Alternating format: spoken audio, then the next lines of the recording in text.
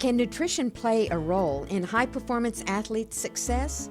My guest today, registered dietitian and board-certified specialist in sports dietetics, Lilah Al-Masri, will tell us how.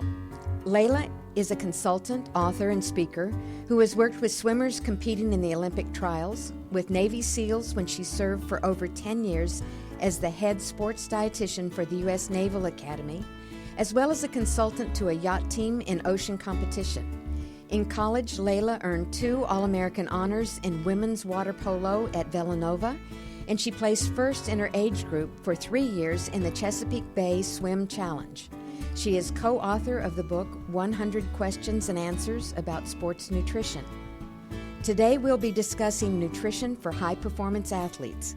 Lilah, welcome to the program. Hi, thank you for having me. I know diets are individualized, but what are the common nutrition goals when you work with high-performance athletes or special forces candidates? So some of the common nutrition goals include basically understanding a basic foundation of the principles of sports nutrition.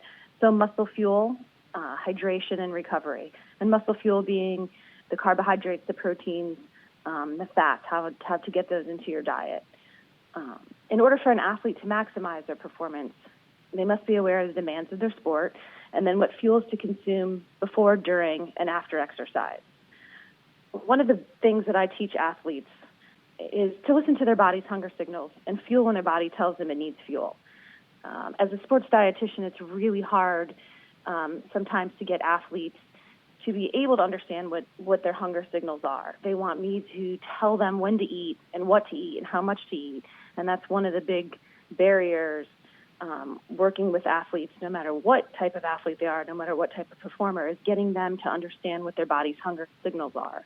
So, for example, fatigue, irritability, poor concentration, headaches, shakiness, sleep disturbances are all signs of hunger signals that many athletes often ignore. So once we can get them understanding this is associated with my hunger, they start to perform better, they fuel better, they avoid being over-hungry, and performance, of course, is maximized. You don't normally think of those as being the signals that you'd look for. You think of just your stomach being the signal, so it's important, I can see. Can nutrition play a role in high-performance athletes' success? And if so, in what ways? Do you have examples of how that works? Sure, absolutely. A solid nutrition plan is important for all athletes competing at high levels, competing at master's levels, competing at youth level. Each athlete, no matter who they are, especially the high-performance athletes, are always looking for ways to shave seconds off their time or gain some strength. So what we always try to do as a sports dietitian is regularly tweaking their nutrition program. I always tell athletes that nutrition and exercise go hand in hand. If you only have an exercise plan without a nutrition plan or a nutrition plan without an exercise plan, you're only achieving half of your success. So ways that we might, that a high-performance athlete might increase their performance, recognizing and acting upon their hunger signals, increasing the variety of foods in their diet, kind of getting more precise about a hydration plan, and then periodizing their program. Often athletes think about periodizing their exercise program, but they don't realize that they have to periodize their nutrition program to follow that exercise program. Could you explain what periodizing means? Yes, so periodizing would be as the season changes, so does your exercise or so does your nutrition. So if you're in intense training, then you need to increase your fuel to match those intense training needs. If you are in such as off-season where you're doing less intense training or maybe not exercising as frequently, then the amount of fuel that you're taking in is going to be decreased. So kind of periodizing that nutrition to match the amount of exercise. Oftentimes, especially some of the elite athletes, because they're so used to doing lots of exercise that when they have the off time, it's hard for them to decrease the amount of fuel that they're taking in, and often may lead to weight gain. So we have to tweak that so the off season and in season really matches well, and we're able to fuel and recover properly. So if they're eating less, do they cut it across the board on carbohydrate, protein, and fat, or do you cut down on one certain kind of fuel?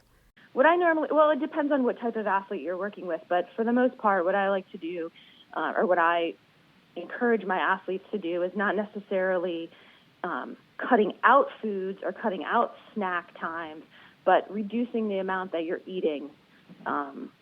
In addition to also, if an athlete in season is waking up to do a morning practice and then off season they're not waking up to do a morning practice, then that pre-workout snack is going to be cut. So some of the things are actually just taken out of the plan just by the fact that they're not doing some of the training, or they may not be up. And some of the things are just kind of reducing just a little bit on the plate if they're in the off season, but nothing drastic. What I don't want to ever do is cut out meals and snacks, as that's not going to be an appropriate way for an athlete to manage their fueling, whether it's in season or off season. So basically it's eating according to how much physical activity and what their nutritional needs are with that. Yep, and hunger level too. And hunger level, okay. If an athlete's performance is declining, how can you tell if it's from overtraining or poor nutritional habits? So this is a good question, yet a bit of a complicated question, because athletes don't present, with identical symptoms.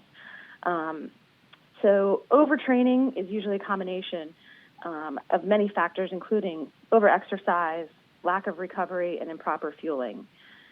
So we start to see athletes, physically and mentally, their performance starts to decline over time, and oftentimes the athlete may start to kind of feel uninterested in their sport, feeling burnt out, just very tired, maybe persistent soreness, injuries start to go up, decreased ability to focus, sleep disturbances, loss of appetite. So some of these signs and symptoms start to occur. What we like to see is either the athlete come in and or a coach refer them, whether it be the direct coach or strength and conditioning coach, and the athlete have their diet analyzed by a sports dietitian, really kind of looking at that in conjunction with their training plan to assess if they're taking in enough fuel. And not just enough fuel, but enough fuel at the right time, so before, during, and after exercise as well.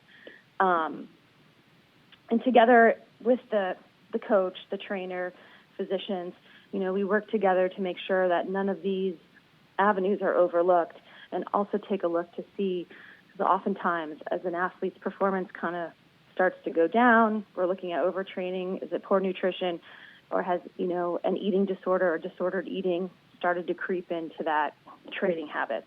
So putting all those pieces together. So it's a little bit complicated, and it really takes a team to figure out what's going on and get this athlete back on track. I've heard athletes say before, I can always tell when I'm overtraining because I crave ice cream, and they're going to Baskin-Robbins way too often.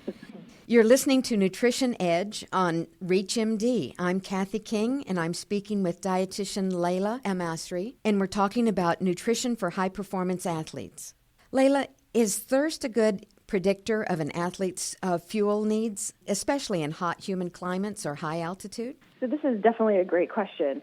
And I always tell the athletes that thirst is not a good predictor of hydration status. Some athletes have a better thirst reflex than others, and I always tell them it's best to judge hydration by urine frequency and color. So the goal being frequent urination that is pale yellow in color. Sometimes you may not feel thirsty. Sometimes they are too thirsty. Maybe they wait too long. So really just going by goal, frequent urination that is pale yellow in color. As for many athletes do not realize that, how much fluid, because you asked about hot, humid climates or high altitude. So a lot of athletes don't realize how much fluid they're losing when they're competing or training in hot, humid environments or at altitude. One of the things that I always find interesting, especially in the environment where, in the summer here, where we live in Annapolis, Maryland, where it's very hot and humid in the summer, and a lot of kids are out training, and they don't realize that they're sweating or their sweat rates are not very efficient. So what we like to try to make sure is that if they're if they're outside exercising and they're noticing that they've got sweat that they can literally brush off their hands or brush off their arms, brush off their legs, they know that they're not able to sweat very efficiently. So in those types of environments, so where the sweat is more dripping than evaporating from the skin and or at higher altitude, athletes definitely need to make sure that they're paying more attention to their fluid intake. So at high altitude, usually it's a little bit colder, and with each breath, they're losing more fluid as they're breathing. So we want to make sure that these types of athletes either take the time to acclimate to that environment, which they might not be able to because it usually takes about 4 to 6 weeks to acclimate to that type of environment. So if they're not doing that, or if they don't have that time to be in that environment before they compete, then we need to make sure that they are increasing their fluid intake and that they start training with that increased fluid prior to getting to that environment. How does the diet vary for training days or all-day competitions?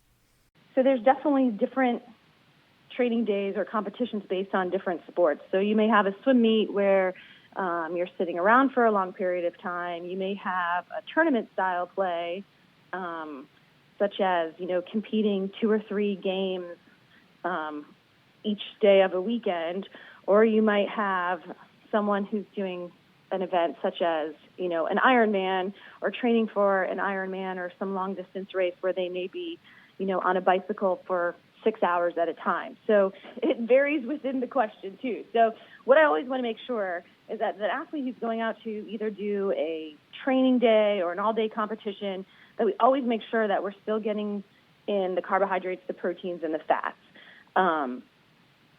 If an athlete, because they're training, because it depends on the mode of exercise that they're doing, most likely those long competition days or training days, the athlete's going to need to fuel with smaller, more frequent amounts.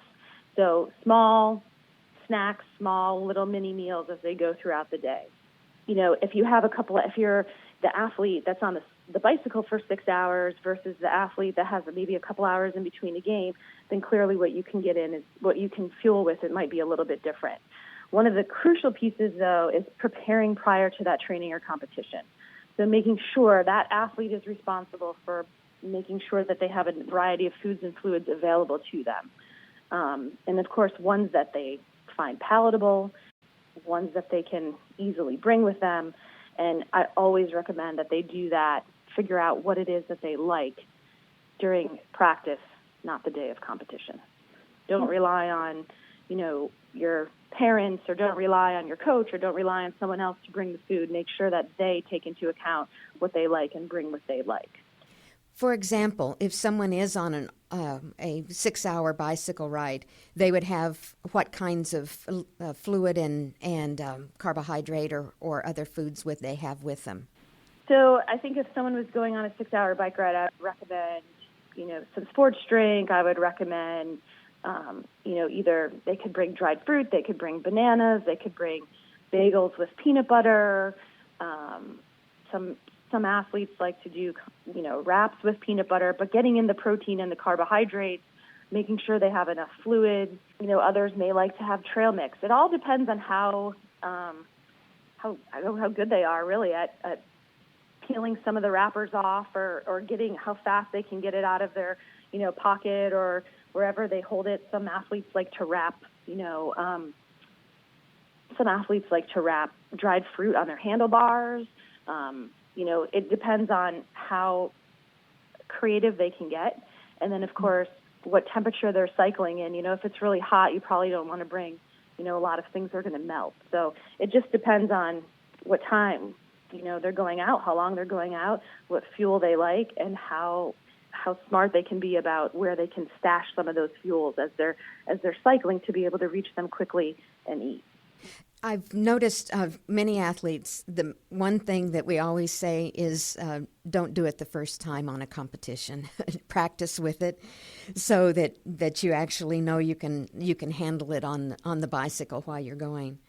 One question then I would like to ask you is that I know you've competed in open water events. What are the considerations for athletes training or competing in cold water or cold weather like that? Yeah, cold weather and cold water definitely pose a little bit of a different situation. Any athlete that's competing in cold water or cold weather needs to take into account such things as increased utilization of carbohydrates and greater loss of fluid, during respiration. I always tell my swimmers, even in the pool, your body temperature is 98.6. The pool temperature is usually around 78 to 80 degrees. So no matter what, the first thing you do when you get in, you're going to be cold. It's going to take a while to warm up. And if you don't have enough body fat, you're going to end up shivering. And shivering can expend up to about 60% of the athlete's carbohydrate stores. So athletes that are competing in cold water and or, training a lot in cold weather would definitely benefit by increasing their body fat. And again, working with a sports dietitian to modify that, in the proper way, because we don't want to have, we don't want to increase your body fat so much that it slows you down, but having actual increases in body fat for those that are competing in that cold water or cold weather actually really does increase performance rather than decrease performance. And then, of course, the fluid losses with respiration, we need to make sure that we have enough fluid available and that we're increasing that fluid intake to compensate for those losses. One thing that I noticed working with a lot of the swimmers, especially the swimmers that are going on to Olympic trials, we would do a lot of bod pod assessments, just a periodic assessment, not necessarily to say this is how much your body fat is, but just to assess how things have changed, assess how things changed over time. If the student or the athlete wasn't eating properly, or sleeping properly, we could tell those changes in body composition. But those swimmers, those people competing in those colder water, always had a higher body fat. You couldn't tell they had a higher body fat just by looking at them, but that higher body fat actually helped them not only with keeping warm, preserving their carbohydrates, increase their buoyancy, and it helped their performance overall. If their body fat was very low, which sometimes at the beginning of the season when they weren't training, so much in the off season, we would see it low. And once they started to get their body fat back up a little bit, their performance increased. It's maybe counterproductive to what people think, but actually that increased body fat really is a huge benefit to those that are competing in that cold weather or cold water. My thanks to our guest, sports nutrition Lilah Al-Masri. We've been discussing nutrition for high-performance athletes. I'm Kathy King, and you've been listening to Nutrition Edge on ReachMD. Be sure to visit our website at reachmd.com, featuring podcasts of this and other series, and thank you for listening.